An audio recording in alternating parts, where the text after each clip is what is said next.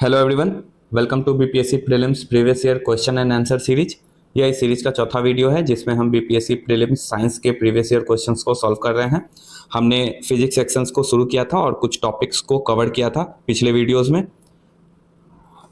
वो टॉपिक्स जो आप विद्युत धारा से ऊपर देख रहे हैं, इन टॉपिक्स को कवर कर लिया था। आज हम अपना डिस्कशन चालकता से शुरू करेंगे और कोशिश करेंगे आज फिजिक्स सेक्शंस को कंप्लीट कर पाएं। चालकता टॉपिक से हमारा पहला क्वेश्चन है, निम्नलिखित में से कौन सा पद विद्युत परिपथ में विद्युत शक्ति को निरूपित नहीं करता है। ध्यान रखना है, नहीं करता है तो ये IR² निरूपित नहीं करता है, जबकि P = VI होता है विद्युत शक्ति का एक निकालने का एक फॉर्मूला, या फिर I² भी होता है और V²/R भी होता है, जिसको यहाँ पे दिया गया है। तो उत्तर हो जाएगा बी। अगला क्वेश्चन है, निम्नलिखित में से कौन से दिए गया तार का प्रतिरोध है। तो अकॉर्डिंग टू ओम्स लॉ होता है V = IR। तो यहाँ पे जब आप R को निकालेंगे तो ये V/I आएगा, तो ऑप्शन सी हो जाएगा इसका उत्तर। अगला क्वेश्चन है, निम्नलिखित में से कौन सा शब्द सर्किट में विद्युत शक्ति का प्रतिनिधित्व नहीं करता है। तो ये IR², हमने ऊपर ये क्वेश्चन बनाया था, रिपीटेड है, ऑप्शन बी इसका उत्तर होगा। अगला क्वेश्चन है, लघु पथन के समय परिपथ में विद्युत धारा का मान। ठीक है, लघु पथन यहाँ शॉर्ट सर्किट को डिनोट करता है, तो इस समय करंट जो होता है काफी ज्यादा बढ़ जाता है, तो ऑप्शन सी हो जाएगा इसका उत्तर। अगला क्वेश्चन है, अर्धचालक वे सामग्रियां हैं जिनमें निम्न गुण होते हैं। ठीक है, सेमीकंडक्टर्स के बारे में पूछा जा रहा है, तो इनकी विद्युत चालकता जो होती है धातुओं की चालकता से कम होती है। ठीक है, ऑप्शन बी हो जाएगा। अर्धचालक वे पदार्थ हैं जिनकी विद्युत चालकता चालकों से कम, ठीक है, कंडक्टर से कम होता है, परंतु कुचालकों से अधिक होता है, जैसे सिलिकॉन है, जर्मेनियम है, ये सब अर्धचालक के उदाहरण है। कौन सी अर्धचालक सेमीकंडक्टर ट्रांजिस्टर में जिसका प्रयोग होता है, तो इसका जर्मेनियम का प्रयोग होता है, ऑप्शन बी हो जाएगा इसका उत्तर।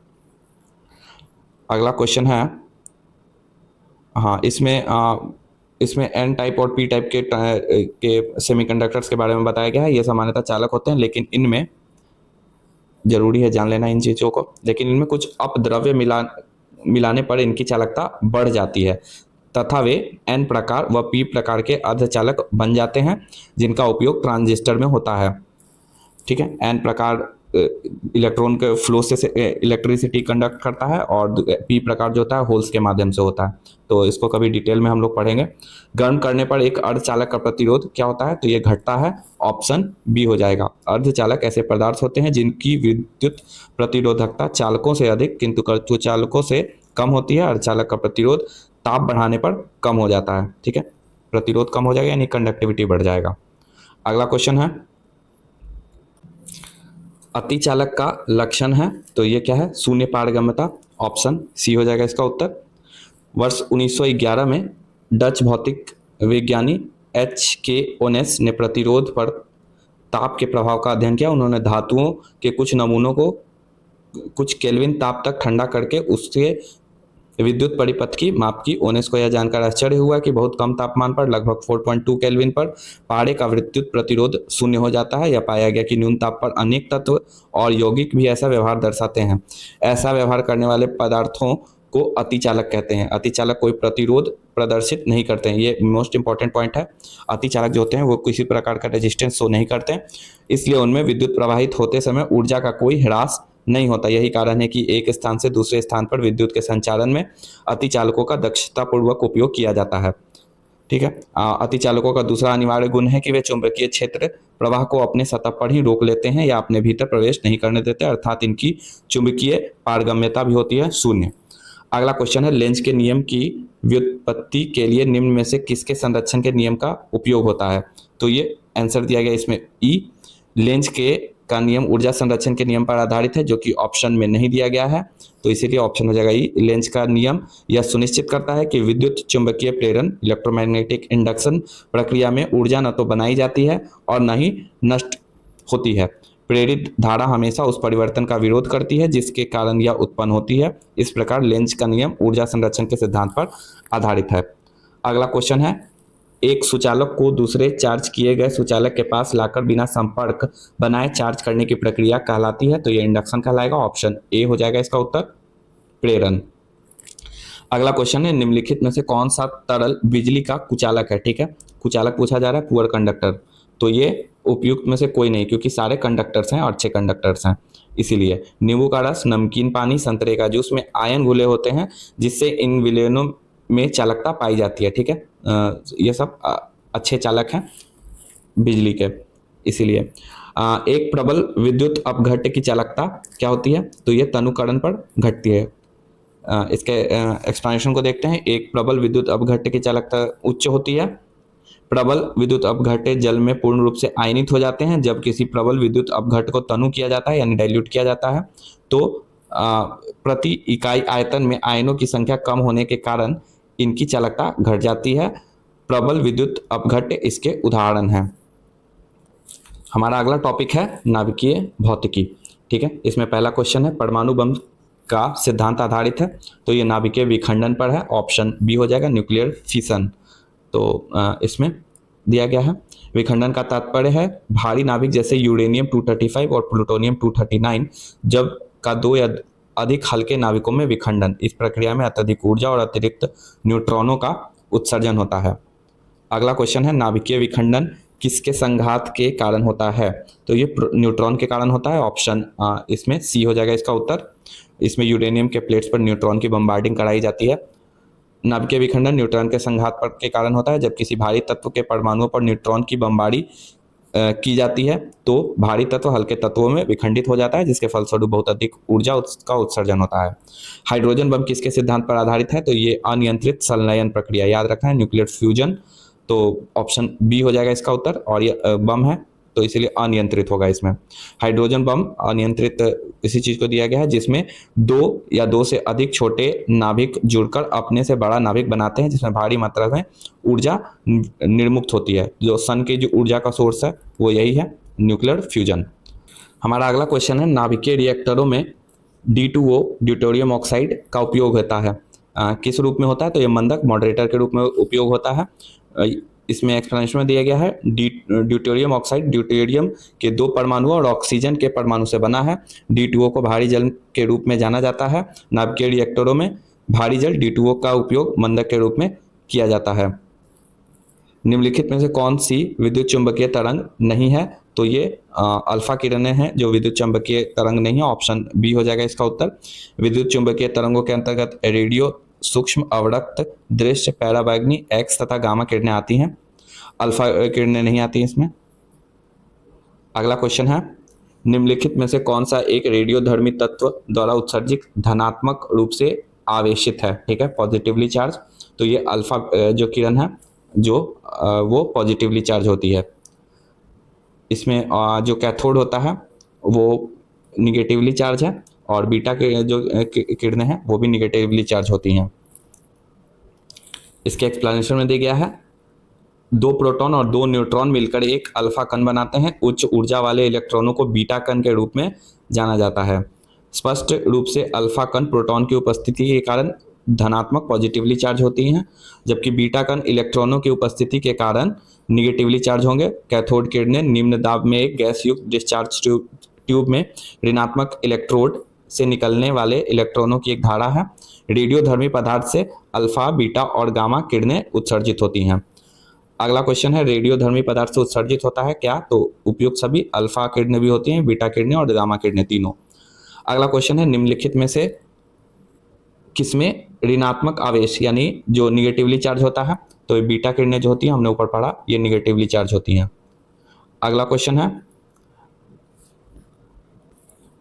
किसी विखंडनीय द्रव का क्रांतिक द्रव्यमान होगा क्या, तो 1 किलोग्राम समतुल्य नहीं। श्रृंखला अभिक्रिया हेतु आवश्यक न्यूनतम द्रव्यमान, ये सही है।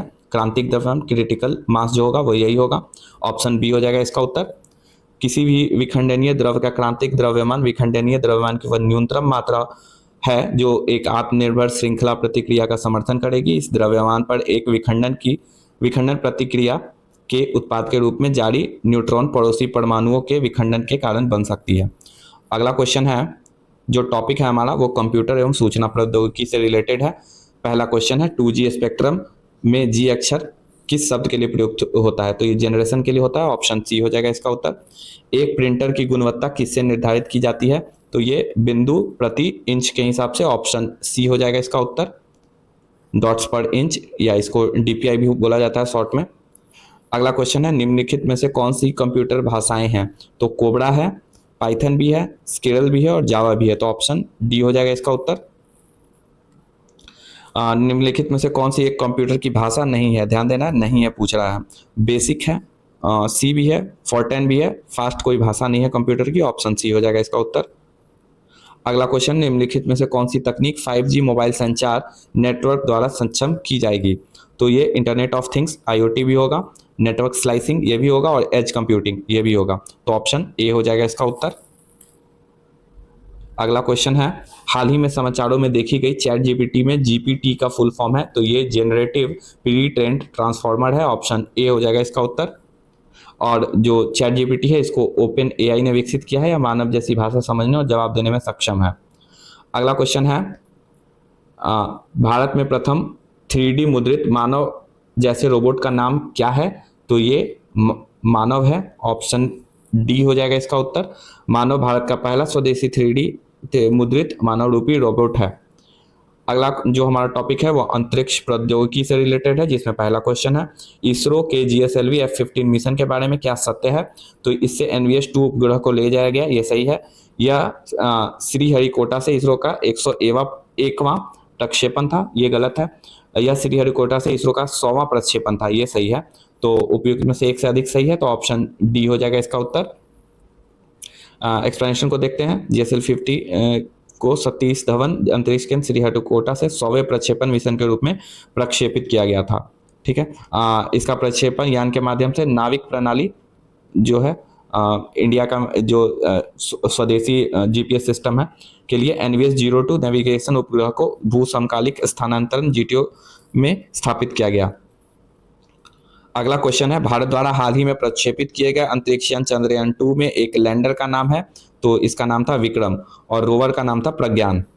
और इसको जो चंद्रयान-3 है इसको छोड़ा गया था 14 जुलाई 2023 को GSLV Mk3 के द्वारा आंध्र प्रदेश के श्रीहरिकोटा से। अगला क्वेश्चन है उपग्रह सैटेलाइट्स का उपयोग किया जाता है, क्यों? तो इसमें काफ़ी सारे जो ऑप्शंस हैं वो सही हो सकते हैं, इसीलिए इसमें स्टार मार्क दिया गया है। शायद BPSC द्वारा इस प्रश्न को चेंज कर दिया गया होगा या तो डिलीट कर दिया गया होगा। तो हम अगले क्वेश्चन की तरफ बढ़ जाते हैं। INSAT-2A कब छोड़ा गया? डेट याद रखना है। तो ये 10 जुलाई 1992 को। ऑप्शन सी हो जाएगा इसका उत्तर। हमारा अगला टॉपिक है प्रमुख वैज्ञानिक एवं आविष्कार। रडार का आविष्कारक कौन था? तो ये रॉबर्ट वाटसन थे। ऑप्शन ए हो जाएगा इसका उत्तर। वाटसन ने वर्ष 1935 में पहला प्रायोगिक रडार का फुल फॉर्म है रेडियो डिटेक्शन एंड रेंजिंग का विकास किया था। अगला क्वेश्चन है CV रमन को भौतिकी का नोबेल पुरस्कार प्राप्त हुआ किस वर्ष? तो 1930 में। ऑप्शन बी हो जाएगा इसका उत्तर। भौतिक शास्त्र के लिए पुरस्कार प्राप्त करने वाले पहले भारतीय थे डॉक्टर चंद्रशेखर वेंकट रमन। इन्होंने चंद्रशेखर लिमिट की अवधारणा दी थी। अगला क्वेश्चन है रमन प्रभाव CV रमन के कारण है। रमन प्रभाव के बारे में निम्नलिखित में से कौन सा कथन सही है?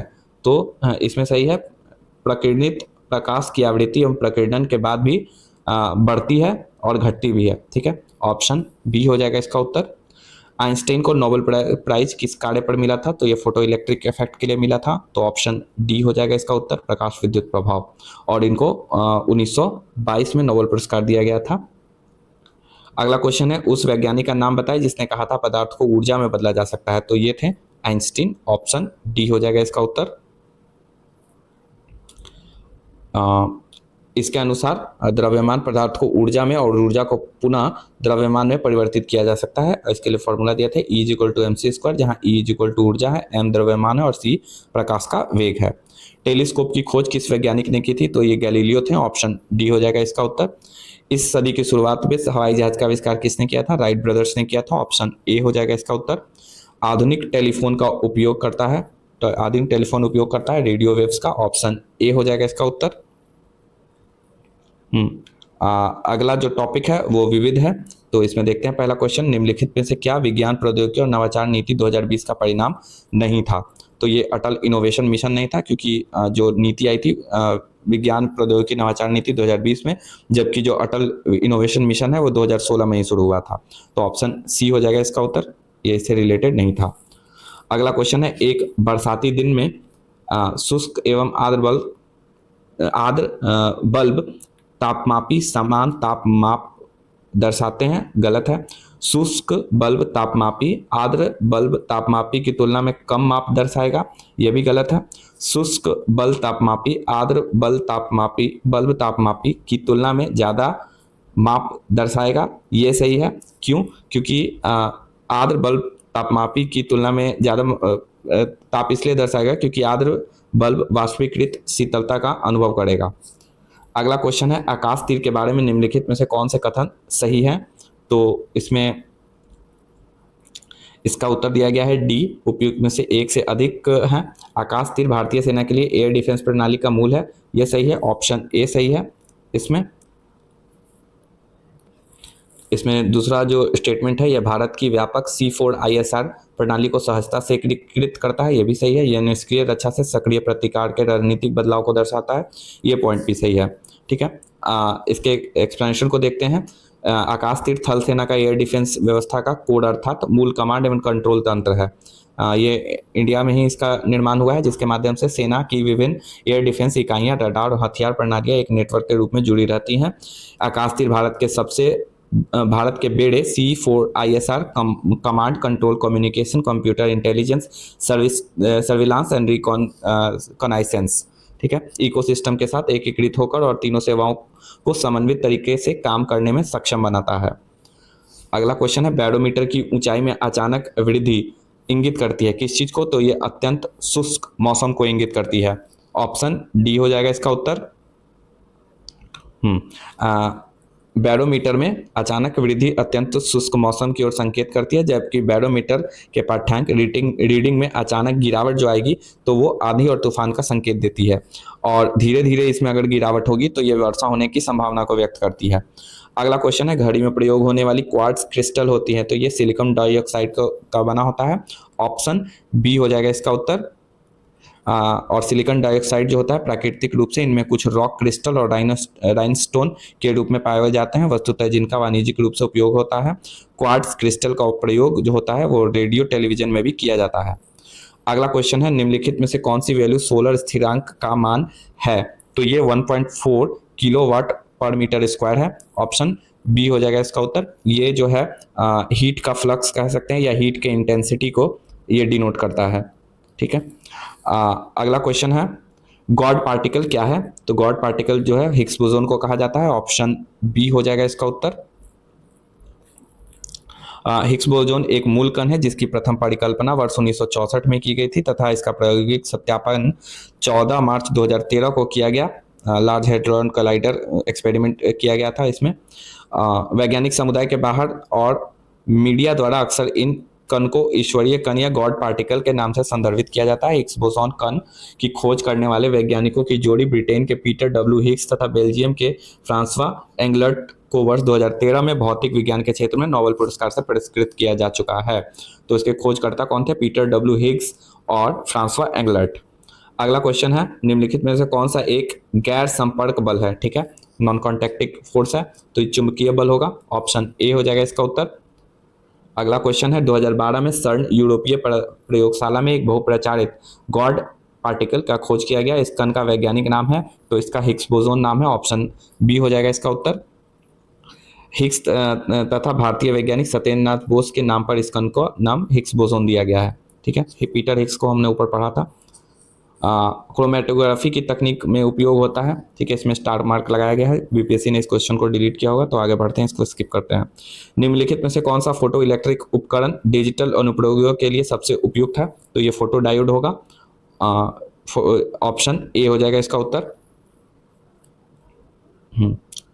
अगला क्वेश्चन है, निम्नलिखित में से कौन सा फोटो इलेक्ट्रिक उपकरण डिजिटल अनुप्रयोगों के लिए सबसे उपयुक्त है? तो फोटो डायोड ही होगा इसका उत्तर, ऑप्शन सी हो जाएगा इसका उत्तर। एलईडी प्रकाश उत्सर्जक डायोड के संदर्भ में कौन सा कथन गलत है? ठीक है, तो एलईडी प्रकाश ऊर्जा का स्रोत की कम खपत करते हैं, सही है। एलईडी प्रकाश बल्बों से अधिक अवधि तक कार्य करते हैं, ये भी सही है। एलईडी में पारा प्रयुक्त होता है जो मनुष्य के लिए हानिकारक है, ये गलत है, क्योंकि एलईडी जो है होते हैं इनमें गैलियम फॉस्फाइड और इंडियम गैलियम नाइट्राइड का प्रयोग होता है, इसमें पारा का उपयोग नहीं किया जा सकता है, तो ये गलती है। और अगला ऑप्शन भी सही होगा, तो ऑप्शन सी हो जाएगा इसका उत्तर। अगला क्वेश्चन है, एक संधारित्र का प्रतिघात होता है, तो ये आवृत्ति के विरुद्ध क्रमानुपाती होता है। ये जो फ्रीक्वेंसी होती है उसके इन्वर्सली प्रोपोर्शनल होता है। ऑप्शन सी हो जाएगा इसका उत्तर। अगला क्वेश्चन है अंतरिक्ष विज्ञान पर अनुसंधान और विकास का श्रेय जाता है किसको? विक्रम साराभाई को। ऑप्शन बी हो जाएगा इसका उत्तर। उनके बारे में जान लेते हैं। वर्ष 1962 में घटित इन कॉस्पार के प्रथम अध्यक्ष जो थे डॉक्टर विक्रम साराभाई थे। इन कॉस्पार के स्थान पर 1969 में इसरो का गठन किया गया था। अगला क्वेश्चन है परमाणु ऊर्जा में भारतीय कार्यक्रम के जनक हैं, तो ये होमी जहांगीर भाभा हैं। ऑप्शन बी हो जाएगा इसका उत्तर। 10 अगस्त 1948 को डॉक्टर होमी जहांगीर भाभा की अध्यक्षता में परमाणु ऊर्जा आयोग का गठन किया गया था। शांति उद्देश्यों हेतु परमाणु शक्ति का उपयोग करने में भारत किस देश से बहुत आगे है? तो पाकिस्तान से बहुत आगे। ऑप्शन बी हो जाएगा इसका उत्तर। काफी पुराना क्वेश्चन है ये। हाँ, अगला क्वेश्चन है भारत में निर्मित टैंक का नाम क्या है? तो ये अर्जुन है। ऑप्शन बी हो जाएगा इसका उत्तर। और यह तीसरी पीढ़ी का प्रमुख युद्धक टैंक है। प्रथम भारतीय उपग्रह आर्यभट्ट कब छोड़ा गया? ये बहुत इंपॉर्टेंट है, अभी भी पूछा जा सकता है। तो ये 19 अप्रैल 1975 को छोड़ा गया था। ऑप्शन बी हो जाएगा इसका उत्तर। और आर्यभट्ट को कापुस-3 यान से सोवियत कॉस्मोस M3 रॉकेट से 19 अप्रैल 1975 को छोड़ा गया था। इस उपग्रह का प्राचीन नाम भारत के गणितज्ञ आर्यभट्ट के नाम पर रखा गया था। इसरो का संक्षिप्त रूप है शॉर्ट फॉर्म, तो Indian space research organisation. Option C हो जाएगा इसका उत्तर। और इसका गठन किया गया था 15 अगस्त 1969 को और इसका मुख्यालय जो है बेंगलुरु में है। अगला जो हमारा सब्जेक्ट है वो केमिस्ट्री से रिलेटेड है, तो हम लोग इसे अगले वीडियो में करेंगे। आज के लिए इतना ही। Thank you and have a nice day.